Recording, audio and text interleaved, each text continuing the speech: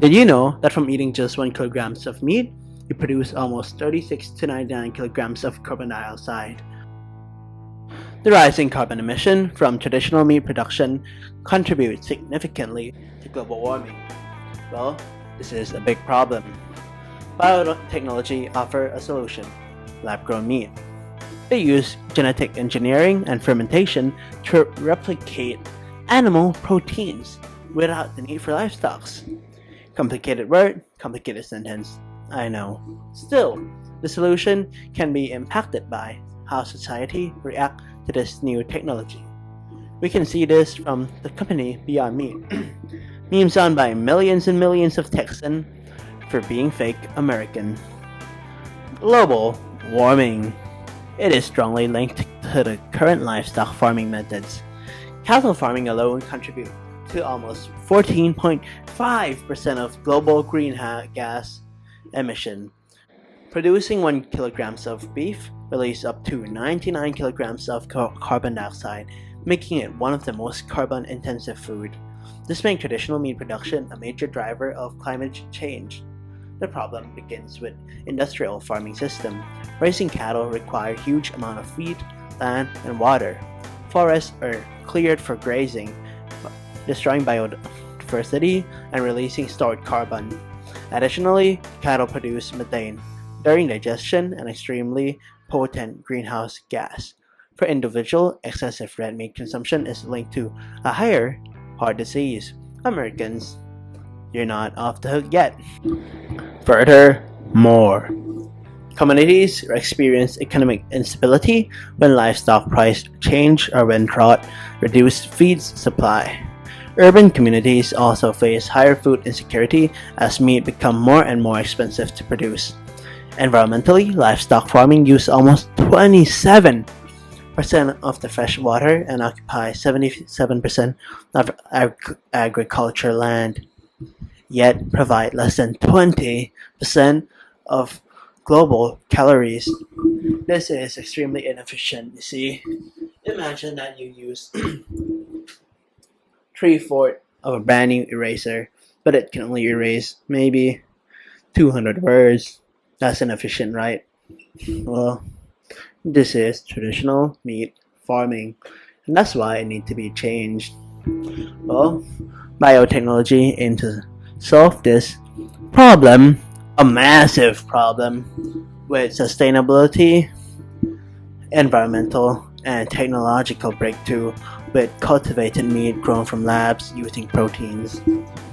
Cultivated meat, also known as lab-grown meat, was first demonstrated in 2013 by Dr. Mark Post at Maastricht University. The weird name. I would assume it's from Germany, who produced the world's first cultured beef burger. The original prototype cost around 330,000 US dollar. That's, I don't know, that's a bit too expensive for a burger patties. But rapid advance in cell culture technology and bioreactor efficiency have reduced the cost to under $10 per serving. That's extremely high. 320 baht for a patties of lab-grown meat. I'm not paying for that. However, it's still scaling. In 2025, the process begins with a small biopsy taken from a living animal, such as cow, pig, lamb, or dogs. I'm sorry, no racism. Well, you collect the muscle stem cells. These cells are placed into a nutrient-rich growth medium and expanded under controlled temperature in those fancy labs you see in video games or movie. Then, oxygen and pH condition in bioreactor are also controlled. Once the cells multiply, they are transferred onto an edible scaffold that guide them to form organized muscle fiber, producing tissue similar to conventional meat. Well, from my experience, it might be similar, but they're definitely not the same. It does not taste like A5 Japanese Wagyu. At least, not yet. Well, cultivated meat provides several environmental advantages. Studies have shown that it can reduce land by up to 95%, that's a lot, land use, and water consumption by 78%. compared to traditional beef production. The process also eliminates methane emission from livestock. These things combined significantly reduce the amount of carbon emission that these cows provide. Growth media ingredient remain very expensive, and global survey indicate that only 40% of consumers are willing to try cultivated meat. Hello, Tyson. Why are you not trying? Although these survey indicate that only 40% of customers are willing to eat them, that's still a pretty significant amount. Let's talk about factors. There are many factors, and I'm mainly going to be talking about environmental factor because it's what concerned me the most. Well, cultivated meat has the potential to drastically lower environmental damage caused by livestock. It can also reduce land use by up to 95%, protecting forest biodiversity, wetland, and whatnot.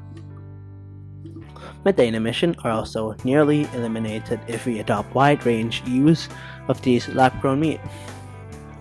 Study also show that they use 78% of less of water, which is a massive amount compared to the one like 22 to 28% that they're using now. The absence of manure also avoids soil and water contamination. Well, those are all positive. Now let's talk about the negative. Cultivated meat produced heavily depend on electricity. Model shows that if bioreactors are powered by fossil fuels, cultivated meat could produce up to 25% more CO2 than chicken or poultry, if you fancy. Higher purified growth media also require energy intensive manufacturing, which increase emission. If countries do not use renewable energy, and the environmental benefit are greatly reduced, but there are still benefits. Waste from bioreactor must be carefully managed to avoid chemical pollution. Cultivated meat offer a majority of environmental advantage: less land, less water, and no methanes. With proper infrastructure, care, and investment, cultivated meat becomes a far more sustainable than livestock. Without it, the gains will become smaller. Finally, then, in sight. In conclusion, biotechnology impact on the environment is a double-edged sword. Well, on the positive side, cultivated meat provide a strong biotechnology-based solution to the environmental problems and challenge that we're currently facing. And with traditional livestock farming being a significant playing a significant role in that, well, by moving on to lab-grown meat, we can reduce the land use, water consumption, methane emission, and water contamination, and also protecting our forest and wetland and more. However, its environmental impact depends on the access to renewable energy and improvement in growth media and bioreactor efficiency. Overall, cultivated meat is a strong solution, but not a perfect one. To maximize its benefit, government should expand on renewable energy infrastructure. Companies should invest in serum-free and plant-based growth media, and researchers should improve large-scale bioreactor system. With these advancements, cultivated meat could become a truly sustainable alternative to conventional meat farming.